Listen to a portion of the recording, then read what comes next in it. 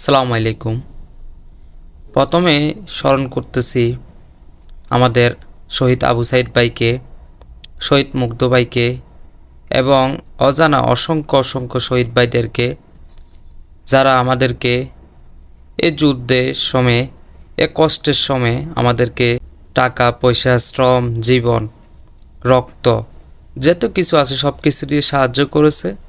তাদের সবাইকে প্রথমে আমি স্মরণ করতেছি এবং হৃদয়ের অন্তঃস্থল থেকে অন্যান্য শিক্ষার্থী যারা এখনও দেশ স্বাধীন হওয়ার পরও বাড়িতে যান নাই, অর্থাৎ যারা দেশ উন্নয়নের কাজে, কেউ ট্রাফিকে, কেউ বা চিত্র অঙ্কনে, কেউ পরিষ্কার পরিচ্ছন্নতায়, যে যেভাবে পারতেছেন মানুষকে সাহায্য করতেছেন, সবাইকে জানাই অন্তঃস্থল থেকে শ্রদ্ধা, ভালোবাসা ও সালাম এবং হিন্দু ভাইদের প্রতি আমার আদাব। আপনারা জানেন আমাদের দেশটা এখন আলহামদুলিল্লাহ স্বাধীন, স্বৈরাচার থেকে আমরা এখন মুক্ত। স্বাধীন দেশে আমরা সবাই অবশ্যই স্বাধীনভাবে চলাফেরা করব এবং আমরা বাংলাদেশের নাগরিক হিসেবে এটা আমাদের প্রাপ্য। আমি আজকে ভিডিও করার একটাই কারণ, আমার একটু চোখে সমস্যা করতেছে, একটাই কারণ। সেই কারণটা হচ্ছে আমি বা আমরা অনেকেই বা অনেক মানুষই বলতেছে, শুনতেছি, একটা জিনিস লক্ষ্য করছি, সেই বিষয়টা হচ্ছে বর্তমানে যে সকল ছাত্রছাত্রীরা ট্রাফিক কাজে নিয়োজিত, অর্থাৎ যারা আপনার ট্রাফিক কাজে নিয়োজিত, তাদের উদ্দেশ্যে একটা কথা, সেটা হচ্ছে অনেক যাত্রী এবং অনেক ড্রাইভার এবং অনেক মানুষ এই জিনিসটা নিয়ে খুবই বিভ্রান্ত এবং নার্ভাস। সেটা হচ্ছে আমরা শুনতে পারছি, অনেক ছাত্রছাত্রী দেখতে পাচ্ছি যে কোনো গাড়িকে 1 মিনিটও বা এর বেশি, 1 মিনিটও না, মানে কোনো জায়গায় দাঁড়াতে দিচ্ছে না। অর্থাৎ অনেকে বলতেছে যে এটা যত্রতত্র গাড়ি পার্কিং করতেছে, অর্থাৎ মাঝ রাস্তায় গাড়ি পার্কিং করতেছে, যার কারণে দাঁড়ানো দেওয়া হচ্ছে না।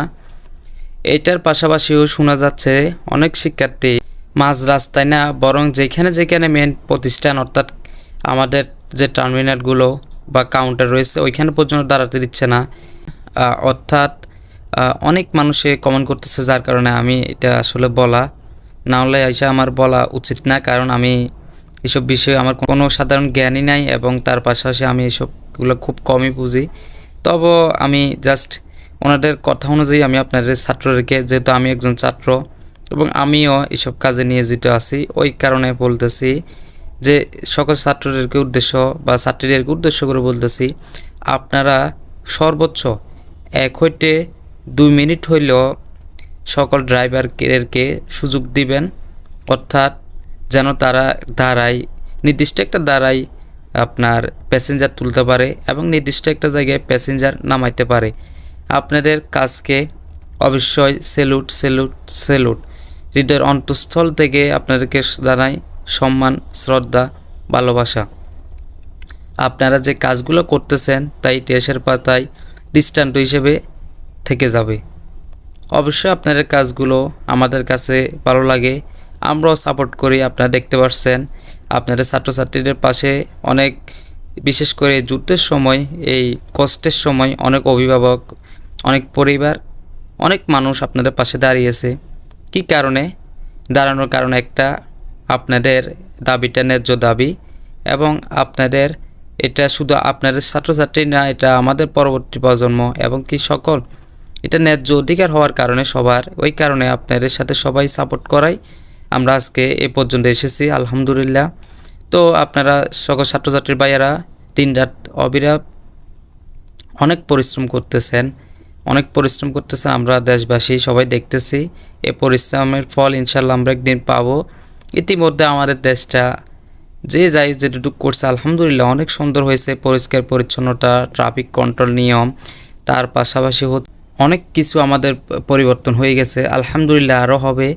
কিন্তু যারা ছাত্রছাত্রী রয়েছেন বা আমার কথাই বলি, আমরা তো আর সবসময় রাস্তাতে থাকবো না, আমাদের প্রতিষ্ঠান খুলবে, আমরা সবাই যাত্রার প্রতিষ্ঠানেতে চলে যাব। যতদিন আমরা আপাতত রাস্তায় আছি এ কাজে কর্মরত, দেশকে উন্নয়নের দিকে নিয়ে যাওয়ার জন্য, একটু দয়া করে এসব দিকগুলো মাথায় রাখবো। আমরা দেখতে পাচ্ছি সকল ছাত্রছাত্রীরা বাজারে মনিটরিং করতেছে, অর্থাৎ মনিটরিংয়ের ফলে দ্রব্যমূল্যের বৃদ্ধি সবগুলো ওনারা রক্ষণাবেক্ষণ করতেছেন, দেখতেছেন কোথায় দাম বৃদ্ধি হচ্ছে কিনা, বেশি নিচ্ছে কিনা, যে রেট করে দেওয়া হয়েছে ওই রেট অনুযায়ী নিচ্ছে কিনা, এগুলো ওনারা সবগুলা দেখতেছেন ছাত্রছাত্রীরা, এবং ওই অনুযায়ী অসাধু ব্যবসায়ীদের বিরুদ্ধে তারা প্রতিবাদ করতেছে এবং হয়তো আইনগত ব্যবস্থা নিচ্ছে, আমরা অনেকেই দেখেছি। তো আমি ভিডিও করার আসলে মূল বিষয়টা হচ্ছে আমি ভিডিও করতাম না, আমি জাস্ট এমনিতেই একটা পোস্ট করছিলাম যে আসলে একটু ছাত্রছাত্রী যদি সবাইকে সময় দেয় হয়তো 2-1 মিনিট করে, তাহলে কেউ একটু প্যাসেঞ্জার নিতে পারতো, কেউ বা প্যাসেঞ্জার নামাইতে পারতো। অনেক মানুষ তো ড্রাইভার রয়েছে, যারা ছাত্রছাত্রীরা আছে তাদের ভিতরে অনেক পেশাগত ড্রাইভার রয়েছে, তার পরিবারে হয়তো ফাদার্স বা আপনার ভাই এরকম অনেকে রয়েছে। তো ওই উদ্দেশ্যে বিষয়টা বলা।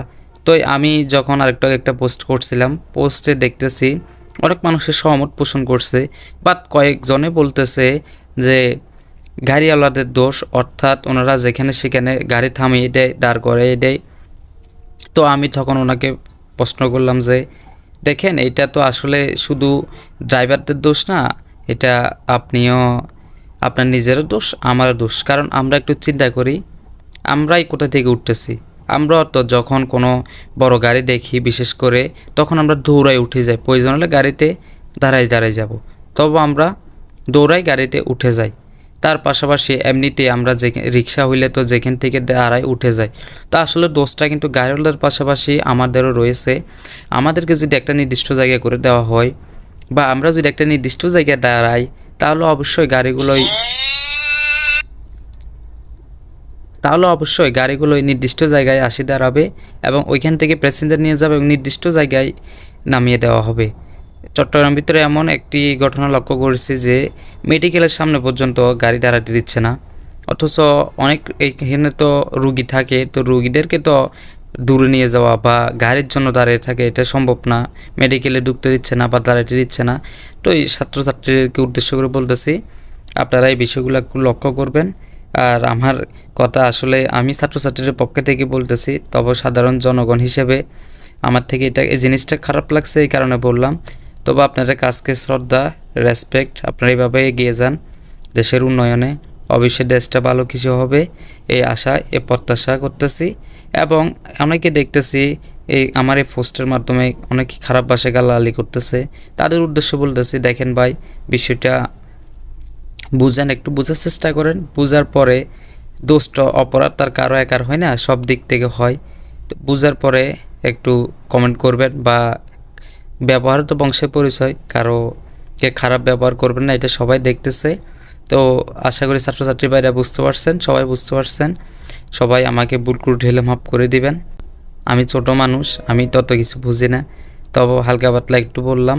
ইনশাল্লাহ আপনারা যেভাবে কাজ করতেছেন ওইভাবে কাজ করেন, এগিয়ে যান। আপনার কয়েকটা জিনিস খুব ভালো লাগছে, হেলমেট ছাড়া কাউকে যাইতে দিচ্ছেন না এবং কি যেখানে সেখানে গাড়ি দাঁড়াতে করতে দিচ্ছেন না, অনেক কিছু ভালো লাগছে আপনাদের।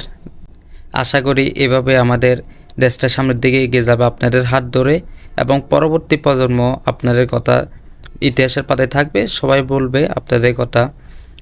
এই প্রত্যাশা, সবাই ভালো থাকবেন, সুস্থ থাকবেন, এভাবে কাজ করতে থাকেন, ইনশাল্লাহ দেশের উন্নয়ন হবে। এবং বিনা পারিশ্রমিকে করতেছেন, আপনাদেরকে অসংখ্য ধন্যবাদ। সবাই ভালো থাকবেন, সুস্থ থাকবেন। আসসালামু আলাইকুম।